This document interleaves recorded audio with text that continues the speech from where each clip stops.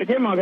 பவித்ரா வணக்கம். திருநெல்வேலி மாவட்டம் நாங்குநேரி அருகே உள்ள மருகால்குறிச்சியில் இன்று காலை சற்று முன்பாக சாலையில் சுற்றித் திரிந்த கரடியால் பொதுமக்கள் அச்சம் அடைந்திருக்கின்றனர். திருநெல்வேலி மாவட்டம் மருகால்குறிச்சியில் இருந்து நாங்குநேரிக்கு செல்லும் சாலையில் இன்று காலை 7:30 மணி அளவில் பெரிய அளவிலான கரடி ஒன்று சாலையில் சுற்றித் திரிந்த சம்பவம் அப்பகுதியினரை அதிர்ச்சி அடைய வைத்துள்ளது. ஆட்டோ ஓட்டுநர் ஒருவருக்கு இது பரபரப்பு அனுபவமாகவும் அமைந்ததாக நம்மிடம் தெரிவித்தார். மருகால்குறிச்சியைச் சேர்ந்த ஆட்டோ ஓட்டுநர் கோமதி ராஜா தனது ஆட்டோவில் நாங்குநேரிக்கு சென்று கொண்டிருந்தார். அப்போது சாலையின் நடுவே கரடி ஒன்று ஓடிக்கொண்டிருப்பதை கண்டார். அவரது வாகனத்தின் முன்பாக ஓடிக்கொண்டிருந்த கரடியை பார்த்து அதிர்ச்சி அடைந்த கோமதி ராஜா கவனமாக தனது ஆட்டோவை மெதுவாக இயக்கி கரடியின் பின்னாலேயே சென்றார்.